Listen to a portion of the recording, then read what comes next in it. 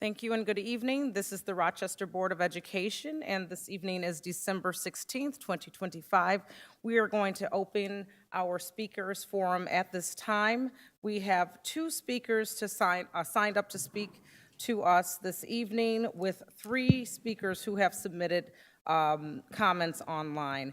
I'm going to start with our first speaker for the evening, and please forgive me if I mispronounce your name and correct me.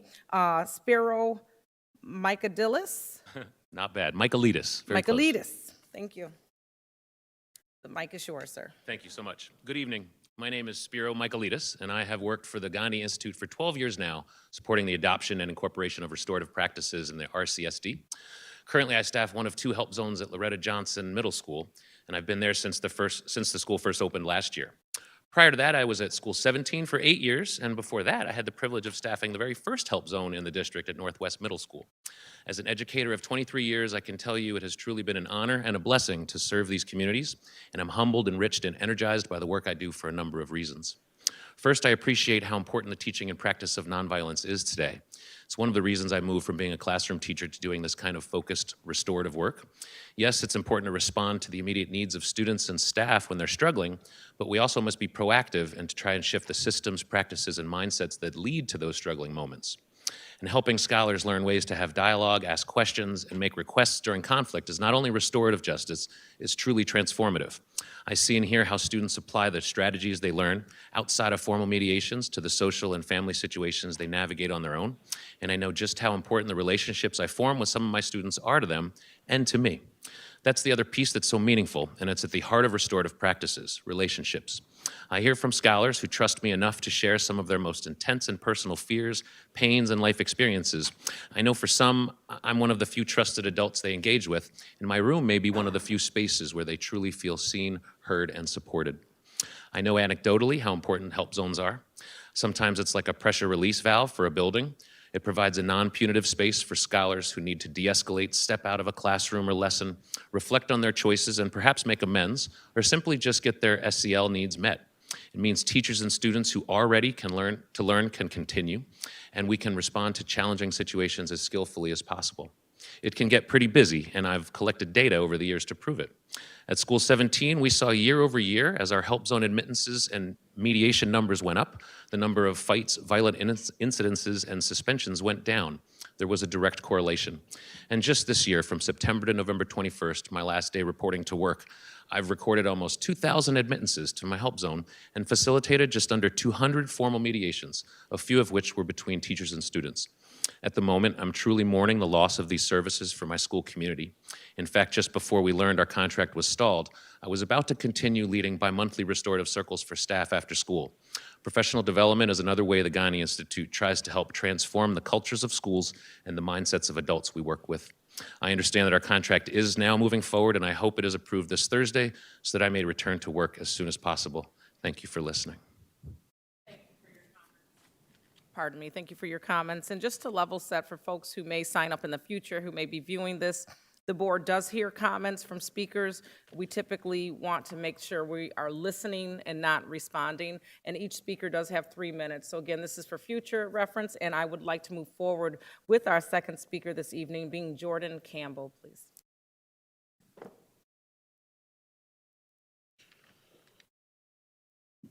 Good evening, everyone. I'm Jordan Campbell, and I've spent 3 years working for the Gandhi Institute. While one of those years was spent at School 19 providing SEL services for elementary and middle schoolers, my 2 years have been at Padilla, where I staff our 9th grade help zone and provide restorative and de-escalation services for students and staff in the building. My work involving young people began with a pretty well-known podcast I started as a senior in high school that gave voices to students from Voice and Soda who felt they weren't being heard enough by the adults in their lives.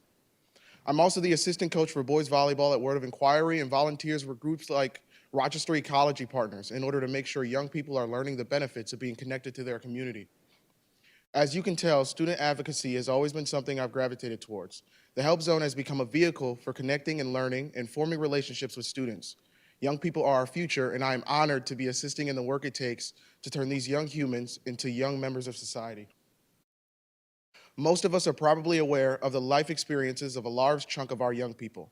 I think as adults, we have the privilege of facilitating the calming of our nerves during times of stress, But not only do some of our kids not have these same privileges, they're still learning to communicate their needs and navigate the world in their own way. I know for some of my students, I'm one of the only staff members in the building who they feel comfortable enough to share really difficult personal secrets with.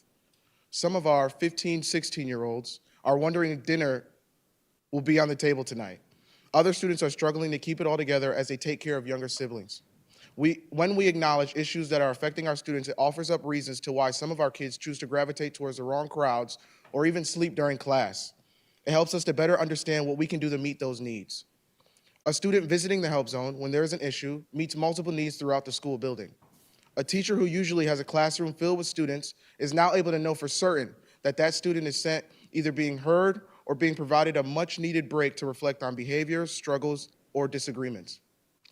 The humans still in class can continue to get work done, and whatever issue our visitor was dealing with can then be communicated with our teachers during free time.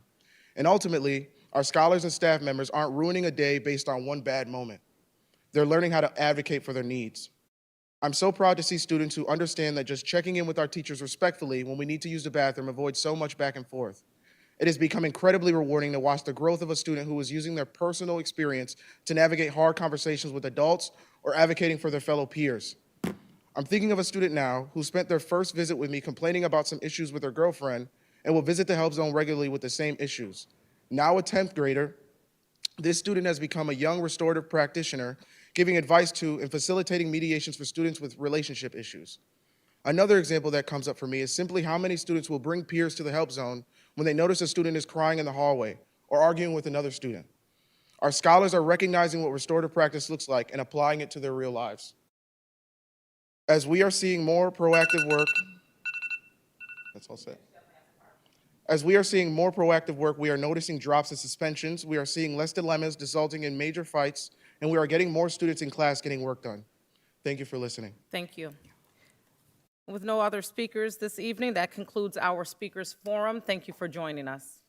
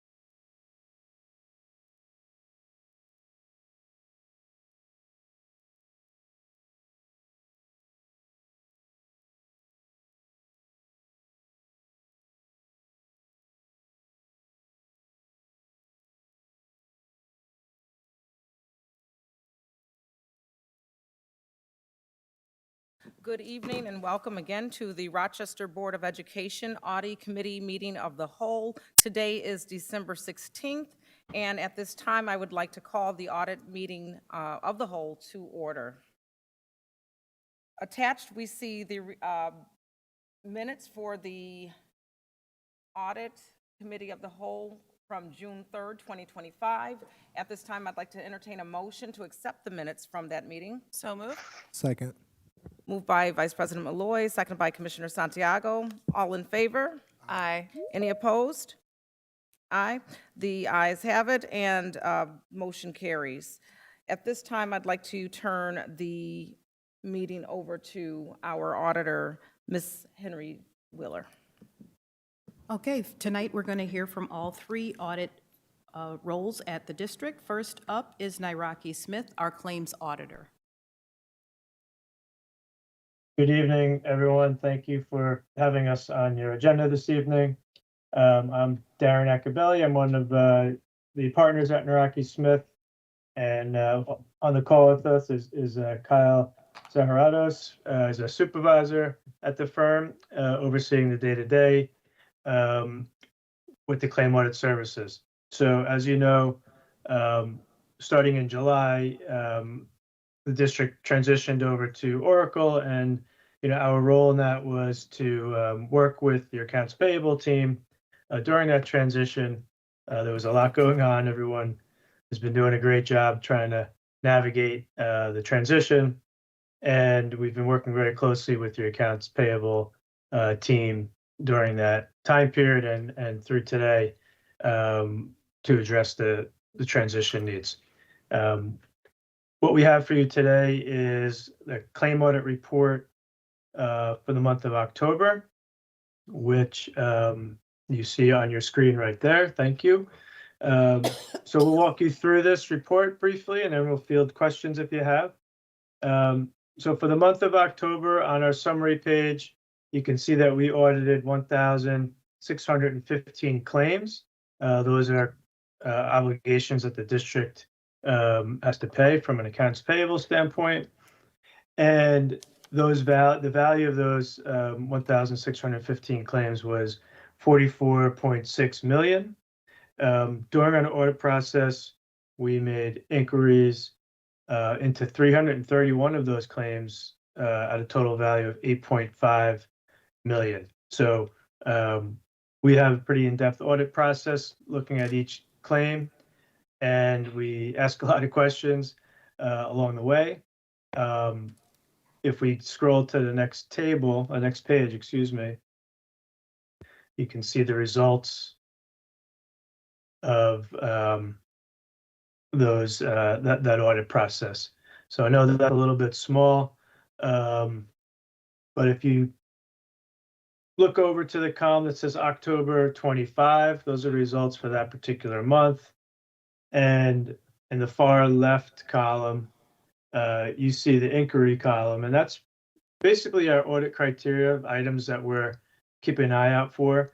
And when we need more information or clarification on something, we will note that inquiry, and your team will look into it and respond back to us. So you can see, for example, in the month of October, I'd mentioned the 331 inquiries we made. You can see that number in that column. And the detail of those 331, what those inquiries were made up of, are measured against our audit criteria. So, for example, an easy one to see, the last audit criteria is looking for anything that might have had sales tax paid. In that particular month, we picked up one, and the resolution there was we were able to get the sales tax removed from the invoice. Your team was able to do that, but we just flagged it for them as something to look into. Again, you'll see the total claims audited underneath the 331, the 1,615. And you'll also see for that particular month, the number of claims that were processed and paid by your team of 1,539. The box below that on the same page are the dollar values that correlate to all of those line items in the section above. So we're measuring the audit work and results by number of inquiries from a quantity standpoint, then also from a value standpoint.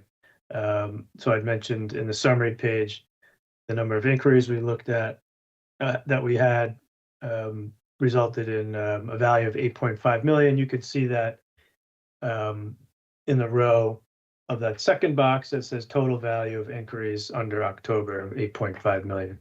So for those that have seen our reports in the past, we're now able to have a report that's not 6 or 7 or 8 pages that you had in the past, because the different systems we were in at that time, we were needed to report to you separately on each system. Now things are condensed into one system, so we can do this a little bit more efficiently for the reader to have one schedule capturing all of our work. I don't know if there's any questions on the data you're looking at, or the report itself, or questions for us as to our process and our role. I'm going to open the dais for any questions regarding the information presented at this time. With no questions, thank you for your presentation. And Ms. Wheeler? Thank you so much, Darren. Okay, you're welcome. Thank you. Have a great evening, everyone. Thank you. Have a good evening. Thank you. Next up is our auditors from Drescher and Leckey, our external auditors. We have Matt and Amy here. Don't know who's speaking first.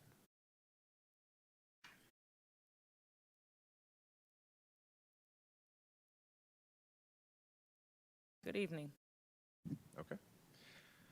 So we are here, Drescher Malecki, Matt Montalbo, and Amy Hainsley. We're here to present the results of the school district's June 30th, 2025 audit. So we have a PowerPoint presentation for you here. Perfect, thank you. So we're focused on the external audit. This is the audit of the financial statements. I know there's several different mandated audits that you go through in a fiscal year. Ours is focusing on giving an opinion on your financial statements. So as of June 30th, 2025, can you as a board rely on the district's records? So that's our role as an independent third party. We'll provide the results of that audit, myself and Amy, and we'll also present some financial trends and our overall observations. So to kind of get things started, when we start the audit in June, that's the planning phase. We come to the audit committee, we present our audit plan, we go through some of the major risk areas that we encountered during the audit, how we assess risk, how we perform testing on your account balances. So we went through that in June. We'll kind of review that on the next couple slides.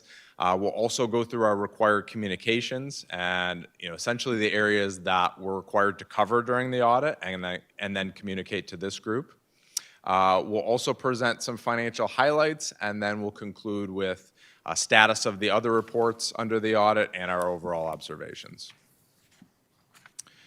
So the audit plan that we presented back in June, we identified some of the key risk areas being cash and investments, your receivable balances through New York State, a lot of the long-term contingent liabilities. So these are your long-term liabilities that a lot of them rely on an actuarial valuation and are pretty significant disclosures within your financial statements, these being compensated absences, and that was evaluated under a new accounting standard.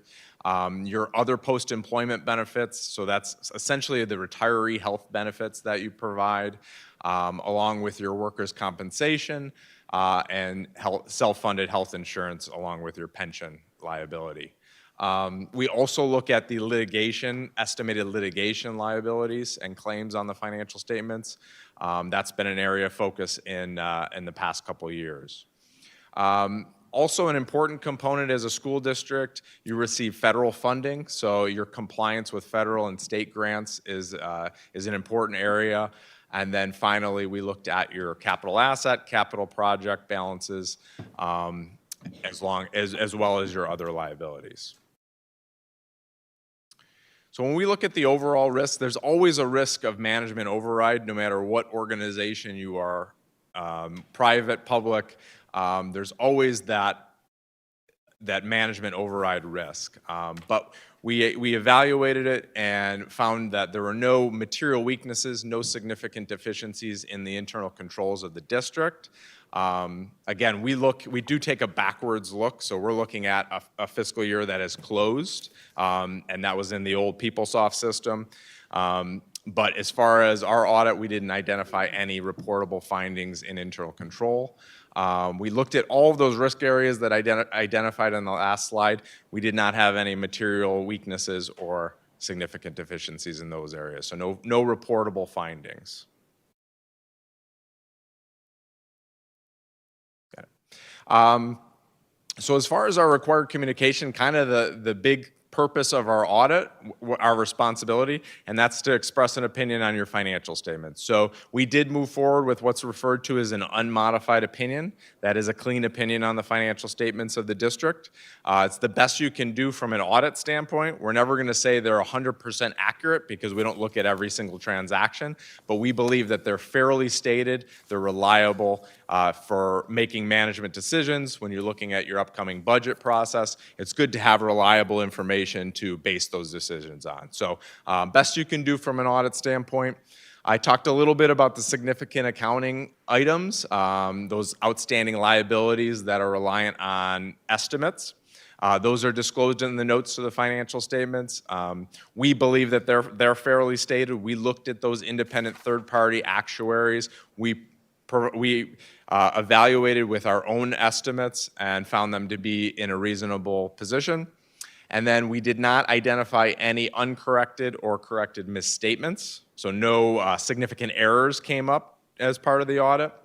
And then as far as other matters, we didn't have any difficulties or disagreements with management.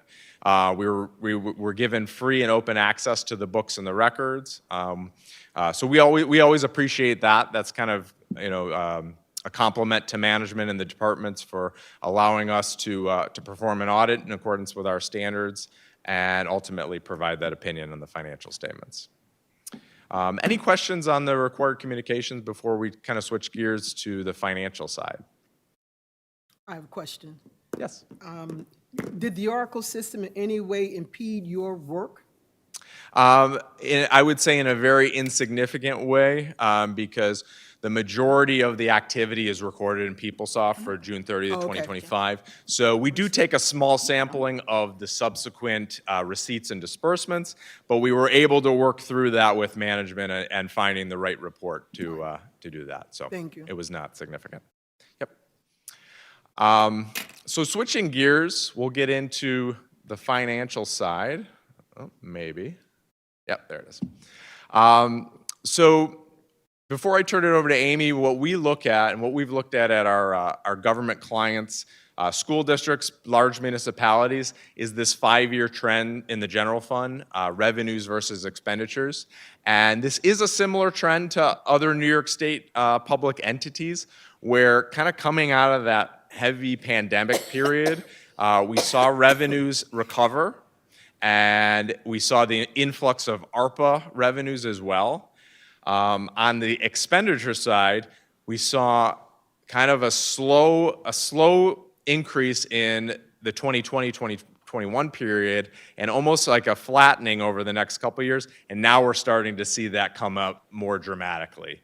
And so what you can see is where revenues, that gap between revenues and expenditures was a lot more significant, especially the last 2 fiscal years. Now, 24-25, you're starting to see those 2 lines come together, and I would say going forward, you're probably going to see those potentially reverse, because on the cost side, everything is going up from a contractual standpoint, salary, benefit costs, and on the revenue side, state aid has been higher than expected, but always a difficult area going forward from the state level, and we know there's a lot of federal uncertainty on a lot of your major federal programs. So we don't know how that's going to trickle down and impact state aid as well.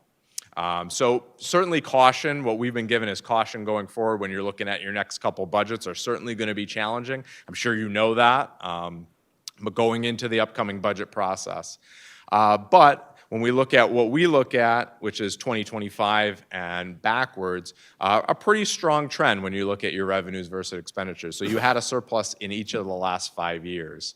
So I'll turn it over to Amy to kind of dig into that a little bit further and look at some of the relevant areas for 2025.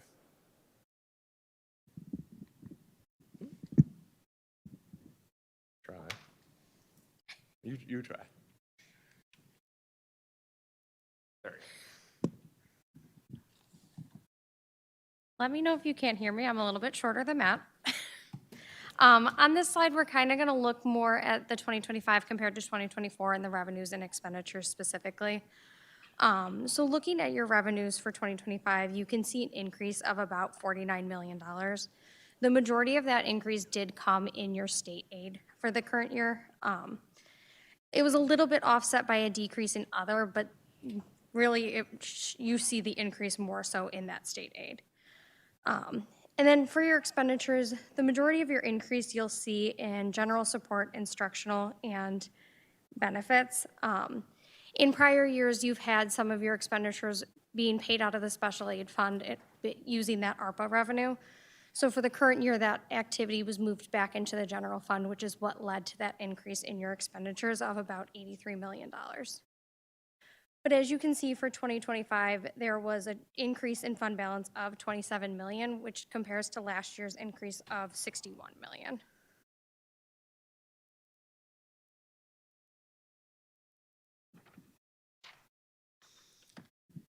So on the next slide, we'll look at some of the fund balance trends. So again, looking backwards and moving from 2021 to 2025, you can see a steady increase of fund balance over the years. The largest portion for 2025 is your unrestricted. So that includes your committed, your assignments, and any of your unassigned.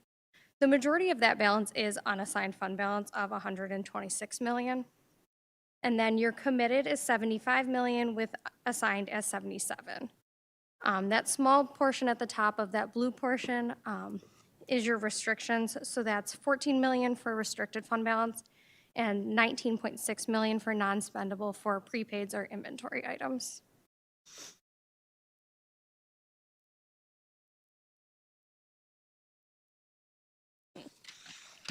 And then on this next slide, you can see the unrestricted fund balance trends from 2021 to 2025, with the total unrestricted fund balance as a percentage of subsequent year's budget being 28.8% for the current year. You can see from 2023 to 2025, that number has stayed pretty consistent in the 20% range, increasing a little bit from 2021 of 13%. And then with this slide, we also compare to Buffalo, Syracuse, and Yonkers based on sizes. Syracuse and Yonkers aren't available for 2025, so we included their 2024 data. But you can see you're pretty similar to Buffalo and a little bit lower than what Syracuse has.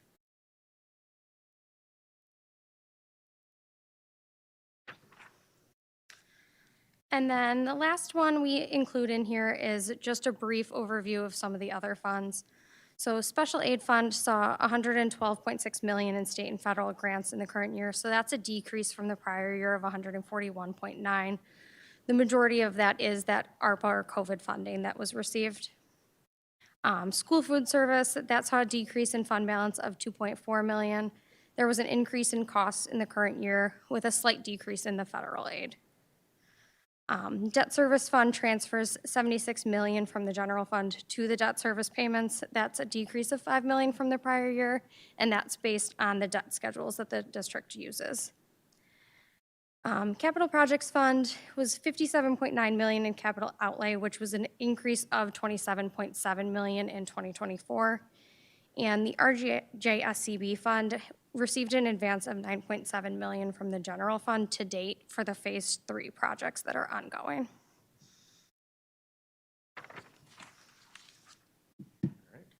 And then to kind of conclude, a status on the other reports that are out there. We do provide an opinion on the district's extra classroom activity funds. That was an unmodified opinion as well, and that's more of a cash audit, cash-based audit. The federal single audit, so that is a compliance audit on the district's major federal programs. So this is something that we've experienced with our public sector single audit clients, where the federal guidance was delayed this year. Really, the final guidance came out at the end of November. So we did do our risk assessment and we did do our testing when we were here in October for the field work. We looked at the child nutrition cluster of programs as well as your Title II program. Based on the old guidance and the testing that we did not identify any compliance findings.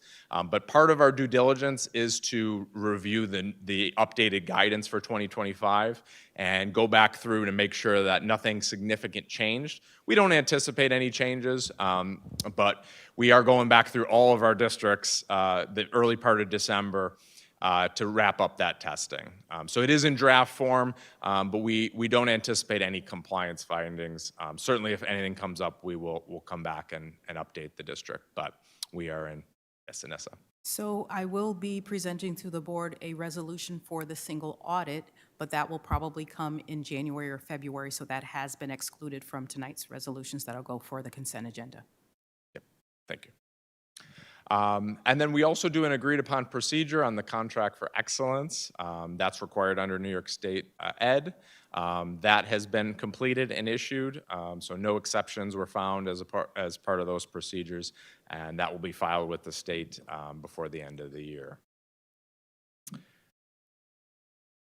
Looking forward, as far as observations, there are future reporting requirements in accordance with Government Accounting Standards Board. There's some future statements, 103 and 104, that will be required to be implemented by the district. There's a little bit of a change in the financial reporting model and how these financial statements look. And then as well as the disclosure of certain capital assets. I don't believe, looking at the district, that this is going to impact the financial position or any of the results of operations as you see them. It may be some of the change in the formatting and the way information is presented. And then as far as other items, we look at the financial condition, the financial statements of the district. We believe you're in a stable condition. We did talk about those trends being more challenging going forward as you look at your future budgets. But as far as June 30th, 2025, fund balance is in a stable position when you look at all your major funds. And then no non-compliance items. So really from an audit standpoint, you kind of check all of the boxes that show a positive result from the audit. So we'll kind of conclude from there. I'll certainly take any questions or concerns from the group on the audit. Thank you. With no questions, we appreciate your presentation at this time. Thank you. Thank you very much. That's good information. Sorry about that. For the final board questions that were received, the answers were put inside of board docs in response to the various questions. And if there are no outstanding questions, I know if you do have anything, we have a very short window, which was why when I communicated the draft ACFR back on November 20th, I did ask for the questions to be received in time for this meeting. At this time, if there are no outstanding questions, I will go back to you, President Simmons, for the motion. Okay, thank you. At this time, I'd like to entertain a motion to advance the 2025 financial reports, which includes the annual comprehensive financial report and student activity fund extra classroom report, for consideration on the consent agenda for the December 18th business meeting. And I was moved by Commissioner Elliott. Is there a second? Seconded by Vice President Malloy. Any additional discussion on this vote? With none, all in favor?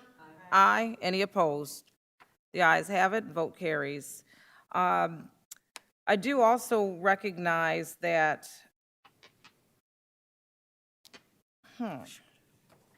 we have, it looks like there's an executive session potentially for the fiscal accountability legislation. I can interject. So the legislation does allow a private executive session with the external auditor if it is something that the board desires. Okay. In the event you do not, we can just continue. Wonderful. Is that a desire of the board at this time? With no desire, we'll move on forward.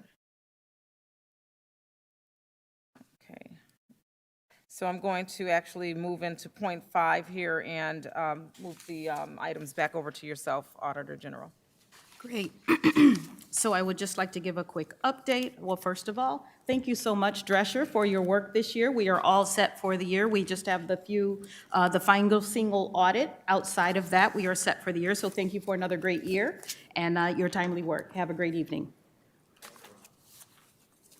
As it relates to the work of the Office of Auditor General, we have most of the Oracle access required for us to be up and running as we were when we were inside of the PeopleSoft environment. There are a few key things we still need, but generally speaking, our access is much better and greatly improved. We've started our disbursement cycle audit, so we've been doing, started with the purchasing card to get ourselves a little bit more familiar with Oracle and how things, the control environment works, as well as payables. And so we are starting that work as well as going into human resources as the update took place inside of the Oracle system. In addition, we have out on the drive, we have 2 follow-up audit reports that we're sharing with you. One was for the Student Equity and Placement Department, which we did in 2024. We do want to recognize Mary Bunn and her team in the Placement Department. They did excellent work over the course of this past year to make some great system improvements and process improvements in their organization. We had 15 recommendations that were issued.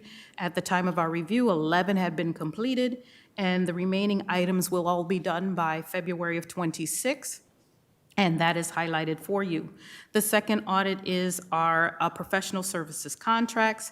Inside of that audit, we did have 21 recommendations issued. There were 7 that have been completed to date, 6 partially completed, and another 8 that will be done by June of 2026. There's some work to be done. The only thing I will bring to your attention inside of the professional services contracts audit was the last item in that document, which is an observation 22. We felt compelled to add this to the final audit only because it's a new item and it really does relate to the Oracle environment.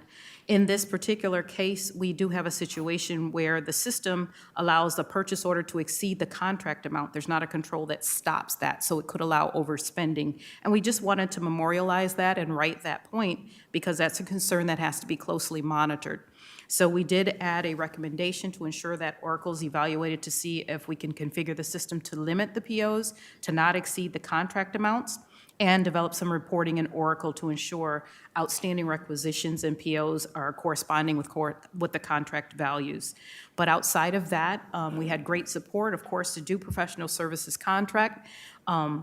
We actually worked with a couple of areas under Chief McDowell's organization, and they too were great supporters, both in the procurement area as well as the payables area. And that would actually conclude my update.